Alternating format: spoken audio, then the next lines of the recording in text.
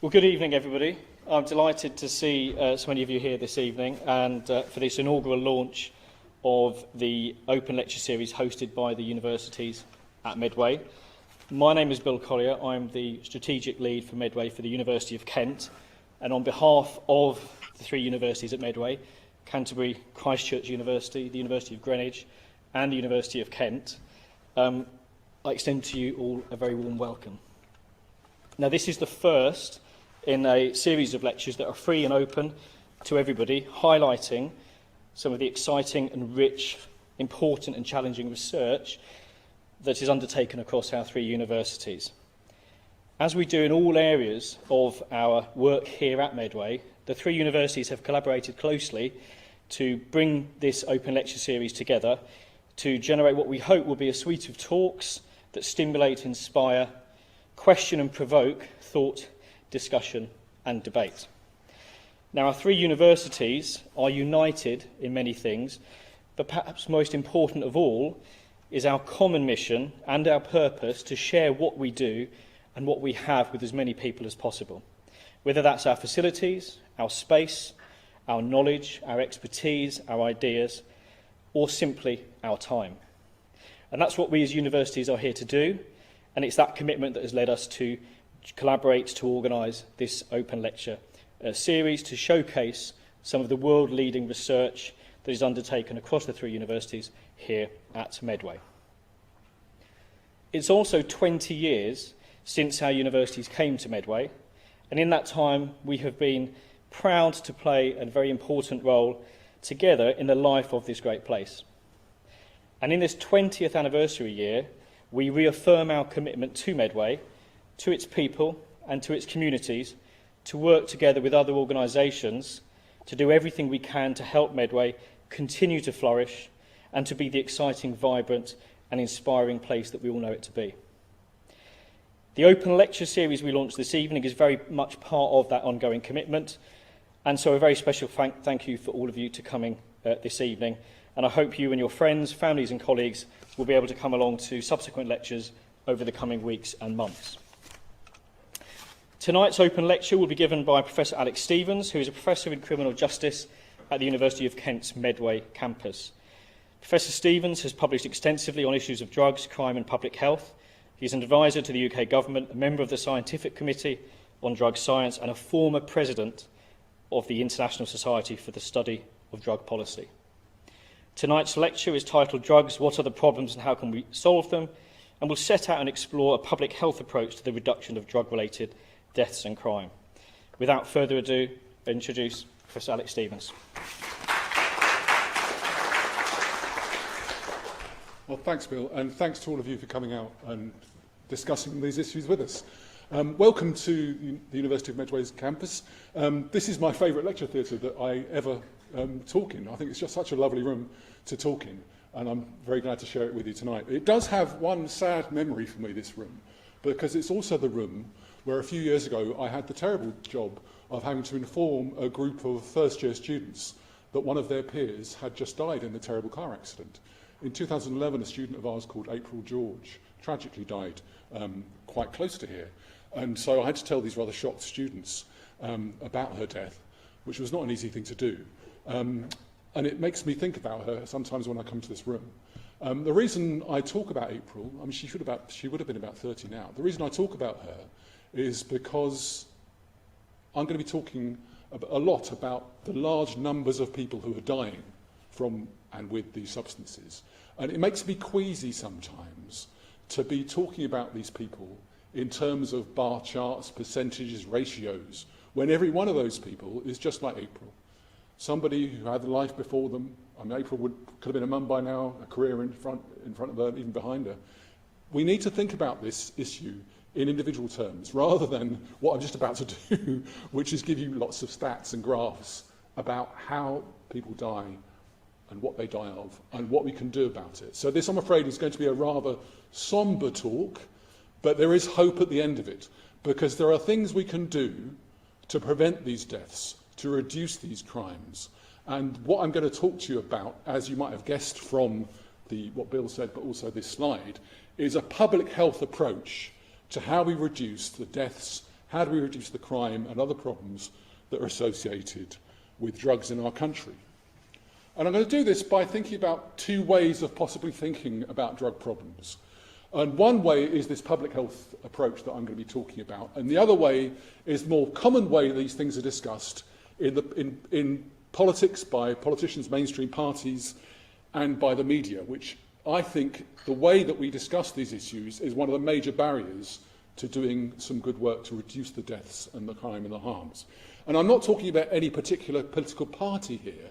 I'm talking about the tendency of politicians, together with journalists, to talk about drugs in ways that might have some truth in them, but rather simplify the problem and make us think about it in ways that aren't conducive to coming up with effective solutions.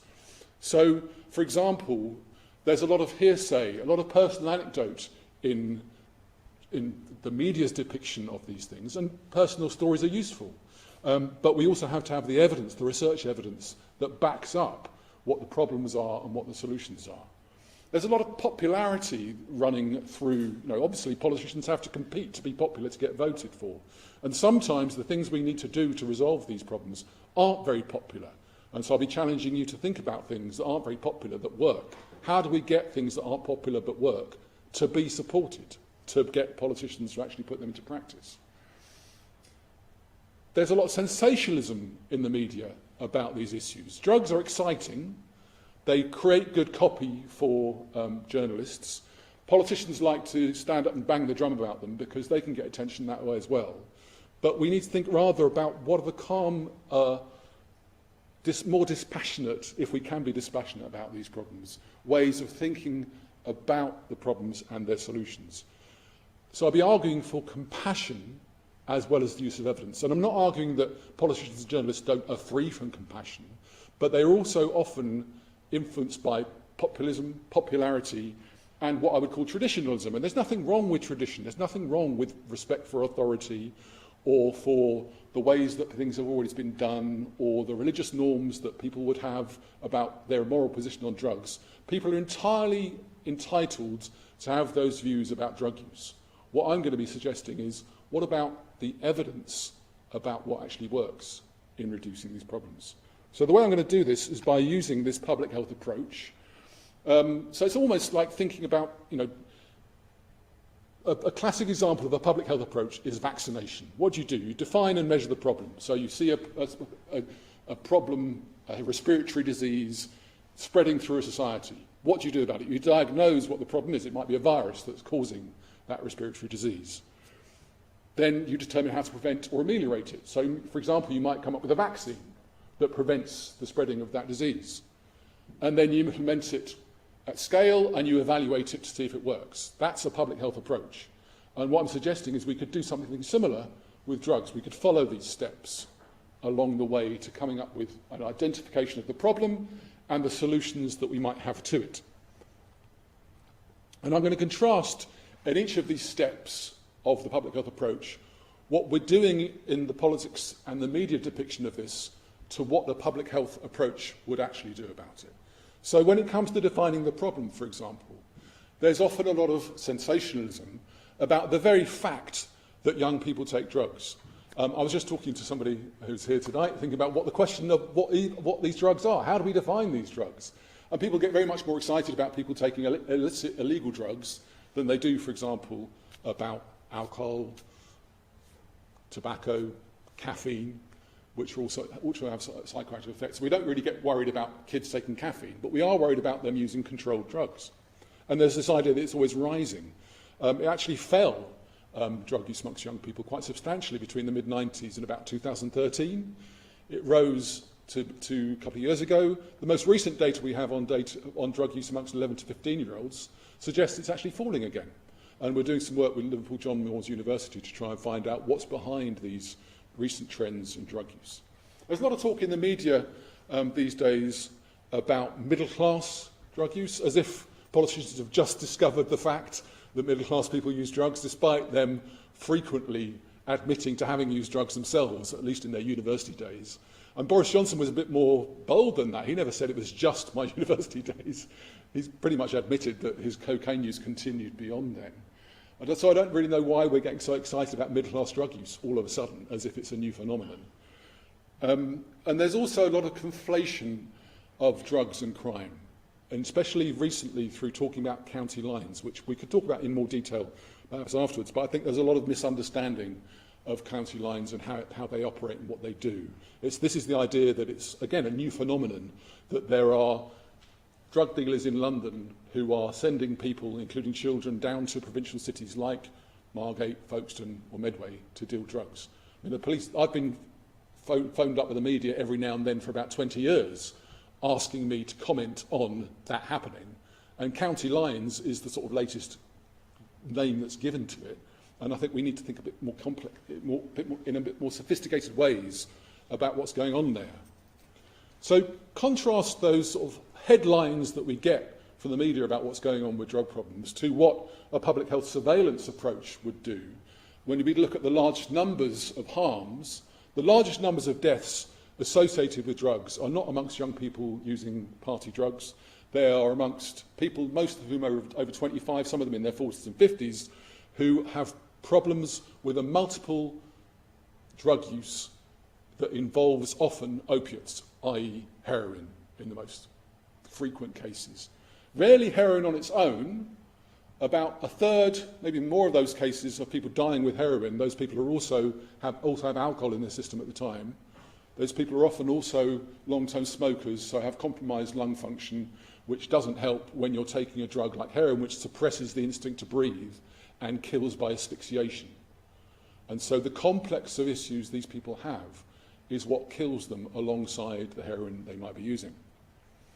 There's also an issue still around infectious diseases. People talk about the HIV that was associated with the AIDS panic of the 1980s as if that's something in the past. For people who are injecting drugs, that's an ongoing risk.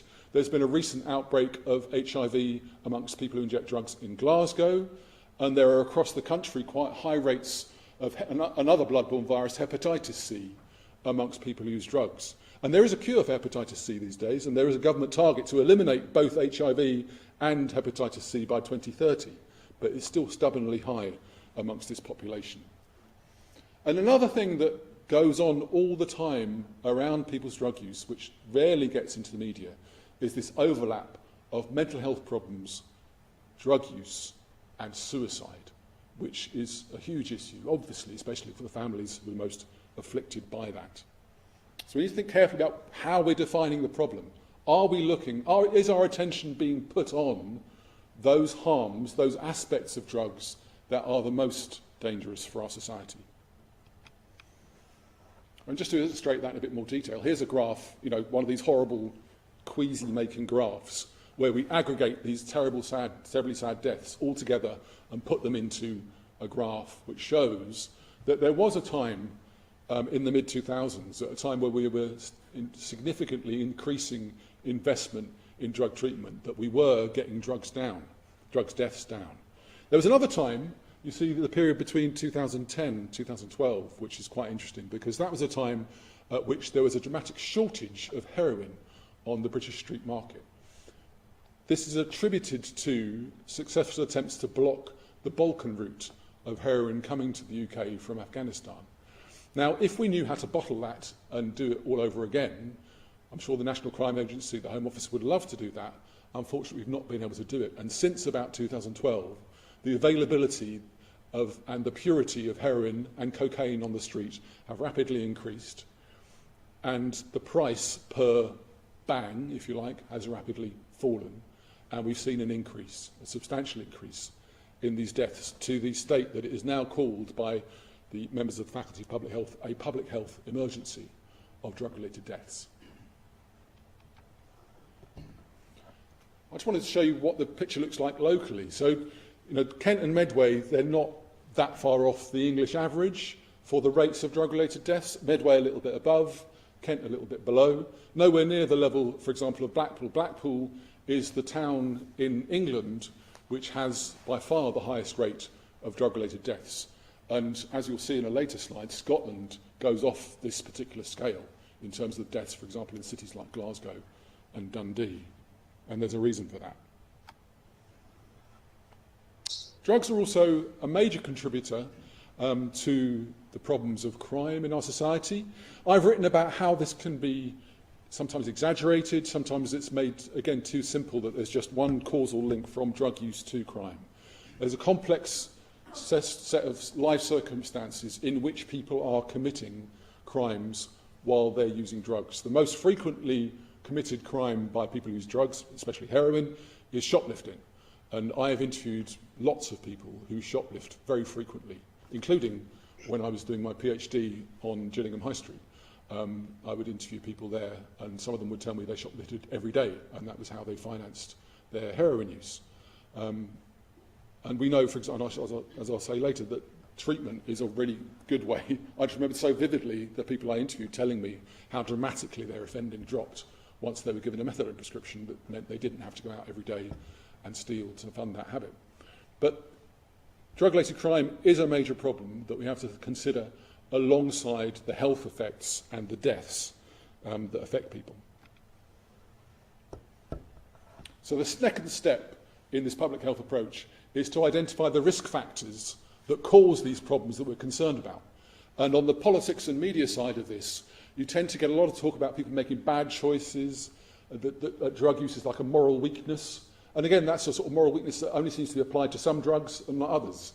We don't talk about people who drink alcohol, as we are supplying this evening, as being so much of a moral weakness, but we tend to jump to that assumption when people are using drugs that have been made illegal. And remember, that's an accident of timing. If alcohol had appeared on the UK market right now, it would be illegal. And it's not, they wouldn't even have to make it illegal by a law. They've already made a law called the Psychoactive Substances Act that makes anything that changes your mood illegal. So if you were then to introduce something like alcohol to the UK market, it would be already illegal. But it's obviously not illegal because it's protected by the current legal situations. There's a lot of talk in the media about sending the wrong message, as if we can somehow use the criminal law as a telegraphic broadcasting system that tells young people what to do and what not to do. And the answer that young people tend to give to that is either we're not listening or we don't care. It doesn't really work to send messages by the criminal law to young people about what they consume. There's a lot of talk about normalising and condoning of drug use, and that's, again, it might be compatible with people's moral values that they should condone it, that they shouldn't condone it and we shouldn't think of it as normal. But the actual effect of that, telling people that what they're doing is wrong, is not a particularly effective way of stopping them from doing it. There's a lot of talk about cannabis as a gateway drug. This was recently revived by Suella Braverman and some Conservative police and crime commissioners. Again, the evidence on this is really doubtful that cannabis has a particular effect in making you move on to other drugs. The argument that's often made is that, well, people who are using heroin started by using cannabis, and that's often true, that people who use heroin have previously used cannabis. My counter-argument to that is they've also used mother's milk, and we don't think of mother's milk as a gateway drug to cannabis, and therefore we shouldn't use the same logic to think of cannabis as a gateway drug for heroin. It doesn't really work that way. There's also a lot of talk in the media has been over the last 10 years of the problem of people who are in treatment for too long. So the idea is that we're somehow limiting people's ambitions by helping them stay in treatment for drug problems that they have. Now, there's some sort of element of truth in that. I would like drug services to be more ambitious for their clients and to have the resources that would enable them to follow through on that ambition. But what we know from the research is actually it's much more dangerous to get people out of treatment than it is to keep them in. People tend to die when they leave treatment, especially if they leave treatment in an unplanned way. So in a public health approach, we would be keeping people in treatment because it's protective against dying as well as reducing their offending. We'd also be focusing on some other risk factors, such as poverty and class. Drug use, and I've researched this from data in the Psychiatric Morbidity Survey, drug use is actually more common amongst richer people. People who have more money tend to do more of the things they enjoy because they can afford to. But it's the people who live in poverty, often in working class communities, who are the ones that suffer the most harms, including the deaths, but also the victimisation from crimes. A lot of that is because of adverse childhood experiences and trauma. So many of the people I've interviewed who've got drug problems have told me about early bereavements, neglect, abuse that happened to them when they were young children, and have told me that they're using the drugs to block out the pain that comes with that. So we need to do something about these adverse childhood experiences that produce the longer-term patterns of problematic substance use. Stigma is another thing we need to think of as a risk factor here, because it keeps people away from treatment. If people are ashamed of what they're doing, ashamed of who they are, why would they go somewhere and tell you, that's what I'm doing, that's who I am, I need help? And I did some research a few years ago with a colleague, Polly Radcliffe, about why people very often start treatment and then leave very early in the first 2 weeks. And much of it was because when people got to treatment, they thought, this is a place, and they used this term, not me, they said, this is a place for junkies, and I'm not a junkie, so I'm not going to use this place. So the stigmatisation and the use of that junkie category is partly what's keeping people away from drugs treatment services that could save their lives. Criminalisation is itself a risk factor, and this might seem a bit odd, because the natural thing to think is if you're going to threaten something, if there's something you don't want people to do, you threaten them with punishment. If they do it, you punish them. That deters them from doing it, and therefore it should reduce the risk factor of drug use. Unfortunately, as I'll show you in a later slide, that doesn't really work. And what criminalisation does do is it reinforces the problems people have, it keeps them away from treatment, and it puts them in together with lots of other people who've got similar problems. So we know from research about prisons, for example, prisons are risk factors for the transmission of infectious diseases between people who use drugs. People are more likely to get these diseases if you send them to prison than not. Indeed, they are more likely to reoffend if you send them to prison than not. And we know that treatment is much, much, much more effective and cheaper than sending people to prison if they've got drug problems. So again, some more details on this. This is where you see the shocking levels of deaths in Scotland. This is known as a bivariate graph. So it shows a combination of deaths from alcohol and deaths from other controlled drugs. And you'll see that Scotland has huge levels of deaths from both alcohol and controlled drugs. Locally, you see that, more locally I suppose, Swale has quite a high level, so around Sheppey, has quite a high level of drug-related deaths. West Sussex has quite a high level of alcohol deaths, and East Sussex has quite a high level of drug-related deaths, but nowhere near as much as Scotland. And you see the other graph here is about this pattern against deprivation.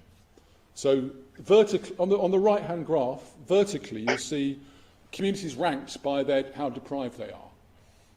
Numbers 17 to 20 are the least deprived communities in Scotland. Numbers 1 to 4 are the most deprived communities in Scotland. And you'll see a massive disparity between those rich and those poor areas as to the rates of drug-related deaths in those places. Remember, we were talking, when it came to the English average, of 5 per 100,000. And look here, we're looking, these poorest communities in Scotland, we're talking over 50 people per 100,000 dying with drugs every year. A massively socially skewed distribution of the deaths that go with drugs, even though we know there are drugs being taken in all those communities. And one of the ways to explain this is known as the socio-ecological model. The politicians and the media tend to focus on just this aspect of it, the individual, their choices, their problems, their psychology. But if we need a public health approach to this, we need to think about the contexts within which people are taking these drugs and experiencing these problems. That is the interpersonal relationships they have, for example, with their families, the community they live in, and what type of treatment it might provide to them, and also the society that we're creating for people to live in. And I would say this is about what law enforcement tactics we're using, what education we provide, but crucially, what sort of environment are we creating for our children to grow up in that might protect them or expose them to these adverse childhood experiences that lead over decades to problematic drug use and eventually death. So we need to think about not just the individuals that we are seeing on the street that we might feel sorry for or might feel afraid of or pity, whatever your feeling towards them is, we need to put that person in the context in which they're living, the context which they've grown up in over decades, and how that produces these problems. Another way of thinking about this is, I think, a really interesting model that's been developed by Roy Otten and his colleagues, called the developmental cascade model. And this is to get you thinking about what it is about the process of growing up that might lead to a person being a repeated user of these controlled substances, perhaps committing crimes around that and then later on dying. And this model is a cascade from very early childhood, when people might be exposed to stressful life events like bereavement, like abuse or neglect, and they might have negative child and parent interactions. So parents who are not able, for whatever reason, to provide the stable, safe environment that their children need. And that, in this model, leads to the child having inhibitory problems. So that the child doesn't learn how to control their own behaviour. And so the first stage of this is about 0 to 2. The second stage is about 4 to 6. Then you get to later in childhood, around 8 to 10, when the child starts acting out. You get these behavioural problems. And there's a reaction to that. And then you see a higher level of early adolescent substance use. So people who are 14 to 16 getting into using alcohol and cannabis. And those are both risk factors. Early use of those substances are risk factors for later use of more dangerous substances. Not because the cannabis is a gateway, but because we see this pattern that's established much earlier in life that leads people to have these problematic relationships with their families and with the substances that we have around us in our society. So my point is here that we can't just solve that by doing something once at the very end of this cascade. We need to start looking at the beginning of the cascade to prevent these problems arising over the long term. And I talked about the dangers of imprisonment. These have got a lot worse over recent years. And I would like to blame one person in particular. I don't know if it's political anymore to say that Chris Grayling was an absolute disaster for our public services, and especially for people who use drugs who were in the criminal justice system, because more of them started dying when Chris Grayling did what he did. He was told this would happen, and he went ahead with privatising the probation service in such a way that it turned what was a highly performing, well-regarded public service into a basket case. The latest inspections that come out of the probation service are absolutely shocking in terms of the service that's been provided to people who are under community supervision or in prison. For example, the most recent report showed that only 50% of their caseload actually had a probation officer assigned to them. The dereliction that was caused to the probation service meant that people coming out of prison got a much worse service, and lots of them died. And that's important because people leaving prison, that is a real risk point for people dying. People who have either been on stable methadone prescriptions while they've been in prison, or have managed to get off heroin while they're in prison, and therefore have reduced their dose. They come out, and if they've been on a stable methadone prescription and they can't get it anymore, then they'll return to their street market, which is more dangerous. But more often, it's because people's tolerance level has reduced while they're in prison. They then go out to prison where there's no support for them. They go back to using the same dose of heroin they used to have, and because their tolerance has dropped, they stop breathing and they die. And you see this in this pattern of much higher rates of death in the first few days after leaving prison. And here I'm going to tell an individual story, just because, again, I'm sick of doing this in terms of bar charts and numbers. There's a woman called Carol who was in this situation. She was a repeat shoplifter. She was imprisoned, and she managed to get herself together a bit while she was in prison. She got on a methadone prescription and was fairly stable and healthy. But when she left prison, she left with the dose that she'd had prescribed to her on the Friday. But there was bureaucratic cock-ups, as there often are on a Friday when people leave prison. And so by the time she actually got to her local chemist, it had closed for the night on Friday. So over that Friday night, she's gradually starting to withdraw from heroin and starting to have pretty terrible withdrawal symptoms. On the Friday morning, she goes back to the chemist's, but there's been a mistake in the prescription and she can't get methadone that day. And because it's a Saturday, the doctors aren't open, her drug treatment service is open, she's facing basically 3 days while her body tells her that she must have an opiate in her system, otherwise it will give her cramps, she won't have sleeping, she'll have anxiety, she'll feel like she's got the worst flu you've ever had. This is how people explain these syndromes to me. What happened to Carol was, as in so many other cases, she couldn't tolerate that. She went back to the legal street market. On the Tuesday, she died, leaving 2 young children, of a similar age of April George would have been now.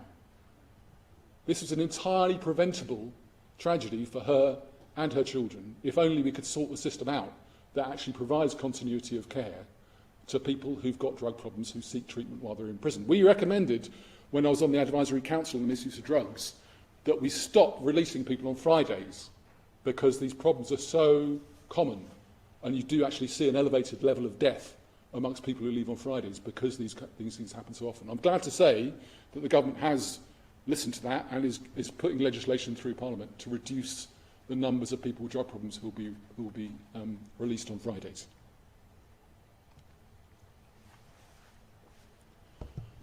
This idea that somehow if we were to liberalise and stop punishing people or stop threatening people with punishment if they use drugs sends the wrong message and increases drug use has repeatedly been tested and repeatedly been shown not to work. This is my contribution to this literature. I did a study of a survey, the Health, Behaviour and School-Aged Children survey, had about 115,000 children responding to that question about people's drug use. And it showed, I won't go through the details, but basically what it shows from these yellow highlighted figures is that there isn't any difference in the levels of drug use between countries which have or have not liberalised their drug laws. So there is a lot of difference between, for example, the boys much more likely to use cannabis at age 15 than girls are. But whether you live in a country which has liberalised drug use or not doesn't seem to make much difference to the levels of cannabis use you observe amongst 15-year-olds. So why are we doing this if it's not actually having the desired effect and we know that it's harmful to people? The third and fourth step of the public health approach involve using evidence to develop strategies and then implementing them at scale. And so we've had drug strategies in this country since about 1985, and each time they put a new drug strategy out, they say, here's a new approach. But each time I read them and I think, well, they've all got the same 3 things in them. They've got, we're going to cut supply, we're going to prevent use, and we're going to treat those people who have a problem. So those things aren't ever new. We just try them over and over again, but we don't seem to be doing them in the right way. And one of the reasons I think we're not doing them in the right way is because we're missing out a 4th pillar of what would be an effective approach to drug use, which is known as harm reduction. The idea that you can reduce the harms that are done by drug use even while drug use continues. And here I'm going to make a radical statement. You can reduce the harms of drug markets even while the sale of drugs continues. And it sounds odd that one might tolerate not only the use of drugs but also the sale of drugs, but we know from lots of experiments, natural experiments that have occurred around the world, that you can encourage drug markets by intelligent policing combined with the provision of decent services to people who use drugs to take less harmful forms, to be less violent, to be less predatory, to make less use of exploited children in their operations. So if we wanted to reduce these harms, and we could get away from thinking about these things in morally binary terms, we could design more effective ways not only to reduce the harms of drug use without having to do the impossible task of ridding our societies of these substances, and we could reduce the crime and the violence that is associated with that market in illicit substances. The problem is this is a very difficult and lengthy process to go through. There is a sort of accepted pathway by which one discovers which interventions are accepted, are working, and which ones are. I'm trying to go through it at the moment with an intervention known as an overdose prevention service, a place where people can use drugs safely. It's going to take us about 5 years to get from the start of this process to the end. So it's a lot of investment. Meanwhile, the drug strategies I've talked about are very rarely evaluated. When they are, as the one from 2010 was evaluated in 2017 in this green document here, they tend to show that many of the things that are in these 3 pillars don't actually work, or we don't have any evidence that they do work, but we know that they're very expensive. So the current drug strategy, which there was a new drug strategy announced in December of last year, has got these same 3 pillars in it, and treatment is one of them. And they are promising to evaluate that pillar, but they're doing it in such a limited, truncated way that I've said I'm not going to bid for these grants, because you're asking me to show an effect in a 1-year research project in a process which your own medical research council has told you would take about 5 years to find out. We're not going to find out by just throwing an initiative at a wall, doing a half-assed evaluation and then pretending it works. We need to have investment in long-term thinking about how these solutions might work. So the question is, if we know, and I think we do know, it's not, much of this research isn't just my research, it's not particularly new. Many of these findings have been in the literature for about 20 years. So if we know these are the problems, then why aren't we doing it? There's a political barrier to it. There's low political salience of drug policy harms. So the high political salience of individual cases of drug policy circumstances, but not much political discussion of what actually would work. And that's partly because politicians do treat drugs as what my colleague in Washington, D.C. calls a third-rail issue. There's not much benefit politically from a politician touching drugs and saying, let's rethink this. There's not any votes in that, but there is political death there if you get painted as being the one who's soft on drugs. So politicians who've got, maybe think like I think, are less likely to say that in public because they know it's politically not popular. There's also, I think, a process of what's known sociologically as class contempt happening. People often ask me, how many more people need to die before we do anything about drugs? My answer to them is, it's not about how many people die, it's about who dies.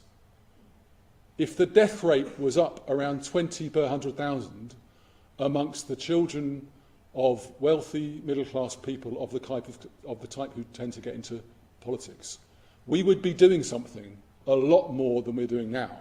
Then the fact is that these are people who are often in their 30s and 40s, who are living and have lived in working class communities where there's not been a lot of attention paid to them for a long time. So what can we do to increase the salience of the deaths of people who are not politically favoured and often don't vote? There's also another barrier, which is what I call the moral sidestep, which is that people like me throw the evidence at politicians almost in this naive expectation that politicians, the scales will fall from their eyes, they'll all of a sudden do what we hope they'll do. That's not what happens. They tend to take a moral sidestep. They tend to say, instead of arguing back at me or people like me and saying, oh no, but you're wrong, the evidence doesn't say that, you think about this, they say, well, we hear that, but this is wrong. So when Theresa May, for example, was asked, will she open overdose prevention centres because of the evidence that they save lives, she didn't start challenging the evidence that they save lives. She said, we are not liberal like you are. We take a different approach. As if morality always trumps evidence, which I think in politics it does. That is a joint conundrum that we might try and work out how to resolve. Another thing we keep on doing is producing, rather than reducing the poverty that produces these developmental cascades, these socio-ecological problems that produce drug-related deaths. We are, rather than reducing child poverty, we are increasing it. And we're increasing it most in the places that are already poorest. And here's, I think, really shocking numbers on this. You know, it was bad enough in 2014 when, for example, 24% of children in Gateshead were living in poverty. By 2019, that had increased to 41% of children living in poverty. in the sorts of environments that produce stressed parenting, that produce negative childhood experiences, that produce long-term patterns of drugs and crime.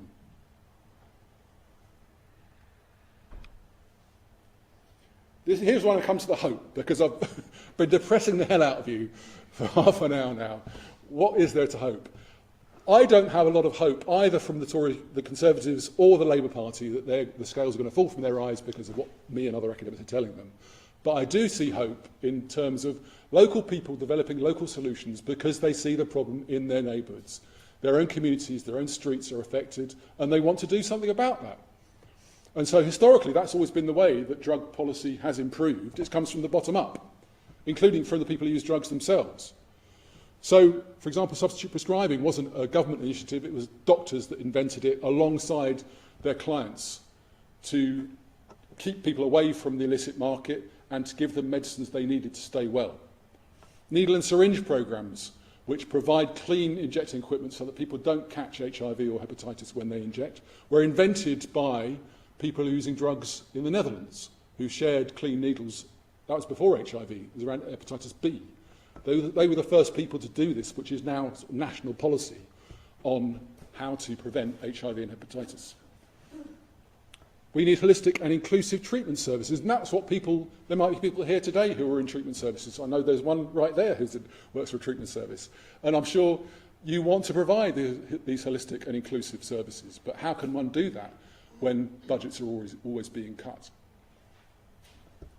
And there's more contemporary examples of these bottom-up approaches as well, such as naloxone provision. Naloxone is a drug which reverses heroin overdoses.